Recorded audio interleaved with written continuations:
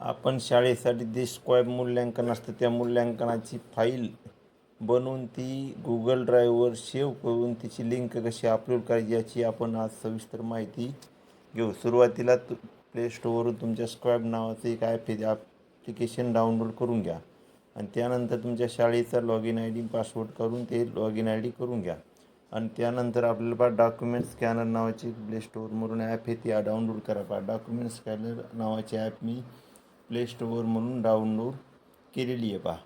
यामध्ये एक mobile कॅमेऱ्याचा option आणि एक प्लस आहे. आता मी तुमच्या जर गॅलरीमध्ये जर फोटो काढलेले असतील तर प्लस आयकॉनवर क्लिक करून गॅलरीमधून काय करा, आपण एक फोटो तुम्ही सिलेक्ट करू शकता आणि त्याची तुम्ही काय करू शकता, एक PDF बनवू शकता. आता मी काही फोटो सिलेक्ट करायलो मानांकन भरण्यासाठी. याची काय केली मी, आता एक PDF बनली. इथे काय करा, इम्पोर्ट करा. इम्पोर्ट केल्यानंतर याची काय करणार, एक PDF बनणार. इथे PDF आली. तुम्हाला जर फोटो जर सिलेक्ट आणि व्यवस्थित क्रॉप करून घ्या. आता नेक्स्ट या बटनावर क्लिक करा. नेक्स्ट या बटनावर क्लिक केल्यानंतर इथं वरी तुमच्या काय करा, मानक नाव द्या. मानक तुम्हाला कोणतं मानक भरायचं आहे, मी 21मधलं 2 नंबर मानक भरणार आहे. तुम्ही जर 3 भरीत असाल 3 करा, 4 असेल तर 4 मानक नाव द्या आणि फाईलला हे करा. आता हे झाल्यानंतर मानक 21.2 फाईलचं आपण काय करू, कंप्रेस फाईल करून घेऊ. कंप्रेस म्हणजे क्वालिटी थोडी जर कमी केली तर काय होतं, थोडं फाईल अपलोड व्हायला सुद्धा सोपी जाते. कंप्रेस फाईल मी करून घेतली. कंप्रेस फाईल केल्यानंतर हिची जी शेअरली फाईल त्यानंतर शेअर फाईल यामध्ये आपली PDF फाईल झाली. स्टार्ट करायचं, शेअर करायचं. शेअर केल्यानंतर पाहिजे तुम्हाला इतका ऑप्शन दिसतात. त्यामध्ये तुम्हाला ड्राईव्ह नावाचा ऑप्शन आहे. ड्राईव्हमध्ये तुम्हाला काय करायची, फाईल अपलोड करून घ्यायची. अपलोड नावाच्या बटनावर क्लिक करून अपलोड करून घ्यायची.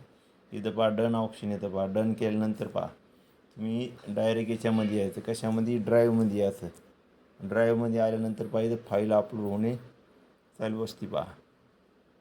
गुगल ड्राईव्हमध्ये 21.2 फाईल आता अपलोड चालू आहे. हे अपलोड झाल्यानंतर ती